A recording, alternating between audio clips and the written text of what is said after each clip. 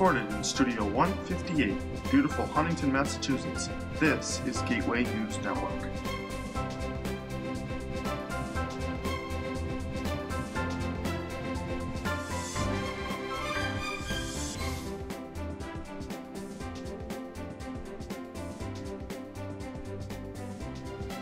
Hi, I'm Corey Bisbee, and welcome to GNN. Today is Thursday, December 20th, 2012, and there's only one more day until school is out for winter break. I'm sure we're all excited about that. On 12/12/12, the school store reopened after its long-awaited return. Thanks to the hard work of the Multimedia Publications class, which includes Kendra Meissner, Megan Gendreau, Erica Bazankin, Diana Blood, Max Vasilchenko, Leandra Kolesnik, and Ms. Zell, of course, and as well the student council, the new store, which has been named The Swamp, has many great snacks, including popcorn, fresh-baked cookies, chips, goldfish, frozen delights, and seltzers. It will be open most days after school from 2 to 2:30. The holiday spirit was clearly present in the central office at Gateway Regional School District, with Stephanie Fisk, on the left, organizing the Giving Tree Project, enabling many children to enjoy the season. Her helpers, second from left, are Deb Kuhn, Carol Pellerin, Joanne Frappier, and Stacy Stewart. With the approach of the new year, the impending fiscal cliff is beginning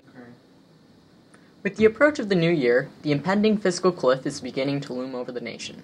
It is the combination of spending cuts and tax increases scheduled to begin to take effect on January 1st, 2013, and is the result of the expiration of the Bush-era tax cuts combined with $1.2 trillion in automatic reductions in federal spending, made last summer as part of the deal to raise the debt ceiling. Both Republicans and Democratic leaders have acknowledged the importance of dealing with the fiscal cliff, but they disagree on how to do it.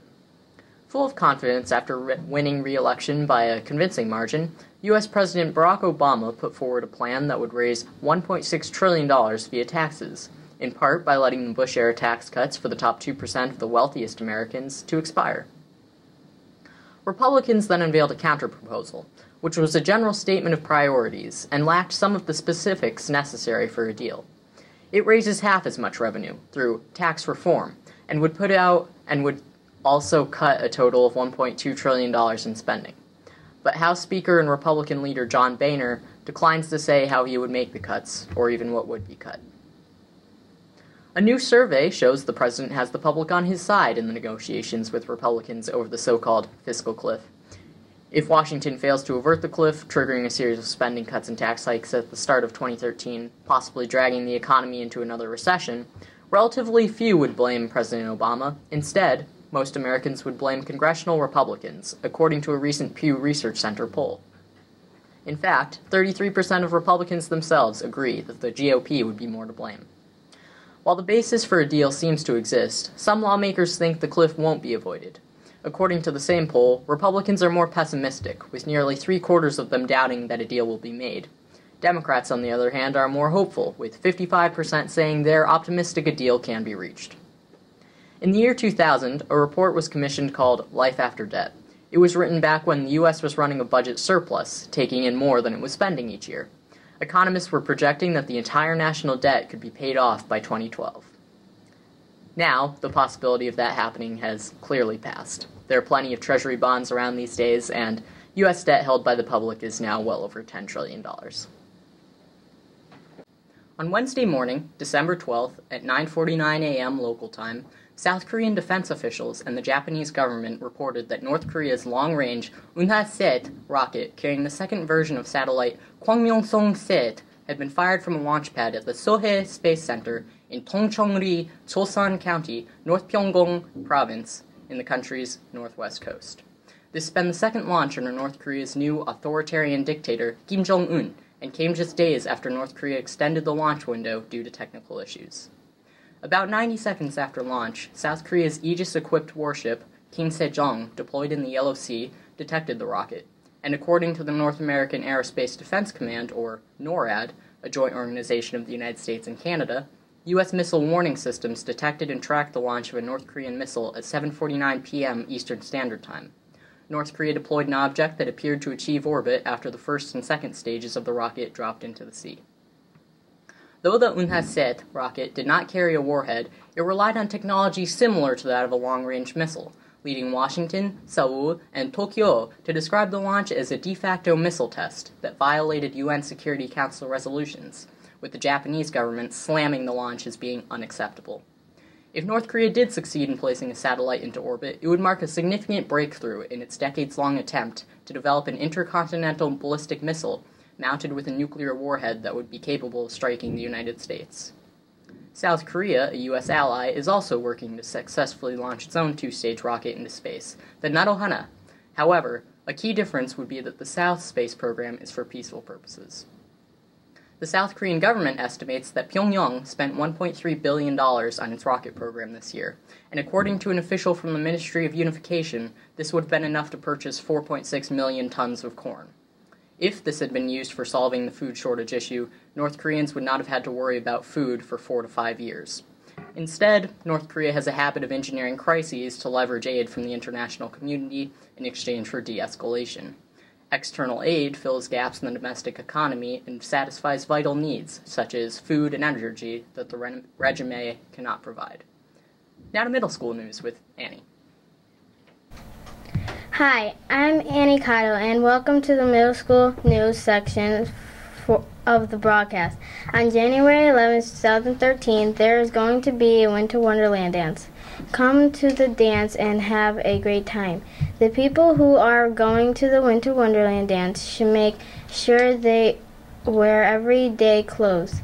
For decorations, the children are making snowflakes. They might even have appetizers to eat. Everyone should come and have some fun with their gator friends at the middle school. Hi, I'm Billy Mollison. Invasive species are harmful to our natural resources because they disrupt natural communities and can destroy other animals' habitats. An invasive species is a species that has overpopulated in an area they are not native to. On December 11th, Mrs. Harper's science class had a special visitor. Miss Richburg is an ecologist. Miss Richburg came to speak to some children in the middle school. She studies invasive species and tries to keep the population of them in control. She has half of the plants in Massachusetts are exotic, which means they are not originally from the area. 10% of all those plants are invasive. When an invasive species comes to an area, it causes harm in a minimally maintained area. The invasive species are harmful to our local ecosystem. Some invasive species she told us about were zebra mussel, bittersweet, didymo. She told us how those purple triangle boxes we see in trees are watching for the emerald ash borer. So far, one emerald ash borer was found in Dalton. So save our ash trees and be careful not to transport wood for campfires. Now to Izzy with a story on sports and health. I'm Izzy Hathaway, and on Monday, December 10th, the Patriots were playing the Texans. Aaron Hernandez had the first touchdown of the game. It was a punt, so if the Texans had an incomplete pass, the Texans would punt to the Patriots, and the Patriots would get the ball. Tom Brady made the long pass to the end zone where the Patriots score, and Aaron Hernandez caught it. Aaron was happy, so he did a little victory dance. Now to health news. This is a fun and cool treat that you're sure to love. For breakfast, you could make pancake reindeer. Here's how to make 2 pancakes. Make 2 pancakes, one small and one big. Put the small one on top of the big one. Then add bacon antlers, a dash of 2 pieces of whipped cream, and put 2 chocolate chips on top for eyes. There's more. Put a strawberry for a nose. You may put chocolate chips in a U shape for the mouth too. You can also use bits of pancakes for ears, but I'll leave the creativity up to you. Now to the mystery person interview. Hi, we're here today with our mystery person. But first, last week's mystery person was Martin Luther King Jr. Congratulations to those of you who guessed. Mystery person, where do you live? I live in Africa. What do you wear? I wear a black dress with a red cloak. I always wear moccasins, and I always carry a basket around that has Easter grass, lights, presents, and an American flag. I always have a black hat that droops over. What holiday do you celebrate? I celebrate Kwanzaa. And what is your gender? I am male. Oh, how many candles do you have? 8. To you, high school sports.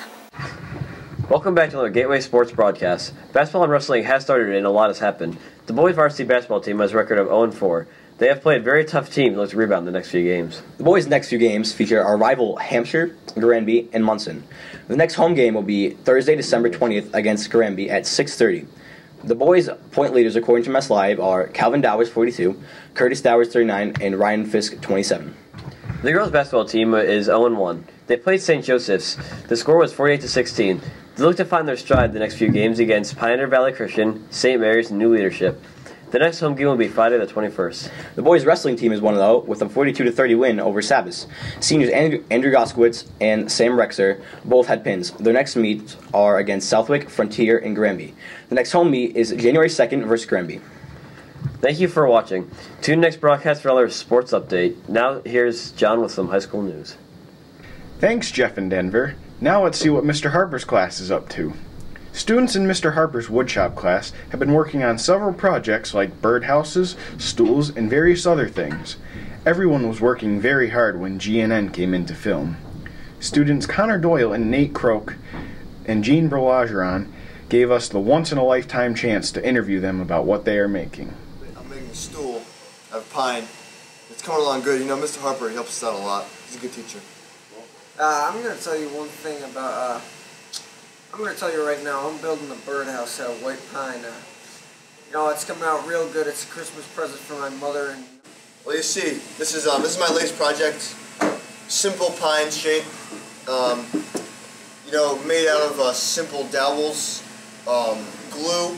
Pretty sturdy, as you can see. You know, it can hold about 200 pounds or plus. And you can see my design here. Pretty simple design. Nice and square. Yep, that's about it. Just finished it yesterday. Glue dry. well, anyways, this is my masterpiece. Been making this for my mom. Very simple project. Not even close to complete, but I'm going to show you right now. It's a birdhouse. It's for a special type of bird. Can't remember the name. Bluebird, I think. No, we got about I'd say a half-inch diameter hole right there, and turn it over. It's got the, look at this, slides like butter. That's so you can get all the sticks and leaves and gunk out of there. And what I'd like to know, Jean, is how did you use your math skills to build this cabinet? Well, pretty much like when we have to like put all these different boards together, when we glue them up, well, it takes like fractions, like people hate fractions, and then like adding up like 3/4 to 2/32 and all that, it have to like take out paper to do it, so it's not easy. And math, it has to do with something with physics. Well, pretty much like right here, when I put like, let's say I want to put a jar in there, and I just want to fill it up with bricks or something. Well, it pretty much has to have to do something with force. And, right. Well, if you pretty much like do physics, then you can find out like whether that has strong enough to carry the jar. Right. So, like right here, instead of putting just glue, we have to put like dowels. Yeah. So that they can hold the jar. Oh, I see. Yeah. All right. Well, it's coming out beautiful, and you're doing a great job on it. I'll have to come back and take a picture of it when it's done. Yeah. Thanks, Jean. Yo. Now to our first pet of the month. December's pet of the month is Macy, the Yorkshire Terrier / Poodle mix. The owner is Hannah Coffey, and here's her story. Hannah was on her way to her aunt's house when her dad needed to stop at CVS and a car had pulled beside them. Hannah's mom had started talking to the girl in the next car when she introduced them to a very cute puppy. A woman was planning on taking the puppy but had canceled, so, long story short, Hannah and her family were new proud owners of their dog Macy. Now we go to an interview with our artists of the month, Darren Mayhew and Trevor Bruno. Okay, Darren and Trevor, what made you decide to do an African landscape? Well, me and my sister have always been very fond of elephants, and Darren's, we did a pre-drawing activity, and Darren did a beautiful sunset with orange, and we decided to combine the two, and the first thing that came to mind was an African safari. Okay, it came out absolutely beautiful. What are some of the things that had to be included in the mural as the lesson? Well, we needed overlapping shapes, we needed texture, as you can see in the tree and the sky. We tried to add some streaks, and there were a few others. A light source. A light source. And a light source. An animal. Or a living. Yeah, we needed living creatures, so we added a silhouette of an elephant, a hippo, and some sort of giraffe. That's symbol of the African safari. Yes. Okay. All right, well, the mural came out very beautiful, and congratulations on being GNN's December Artists of the Month. Thank you. Even though Thank you. October. We would like to remind everyone that we are still taking Artist and Pet of the Month entries throughout every month. If you have an entry, please send it to gnn@students.grsd.org. Last week, 8th grader Rachel LeBaron organized a winter coat drive to help out local families in need. Washed and gently used clothes were brought to Gateway Regional High School, the Gateway Family Center in Huntington, the Huntington and Worthington Health Centers, and the Holy Family Church in Russell. All coats were then brought to Gateway Learning Center to be distributed on Monday, December 17th and Tuesday, December 18th. Thank you for watching this episode of Gateway News Network. We here at GNN would like to wish everyone happy holidays. We will see you when we get back from break.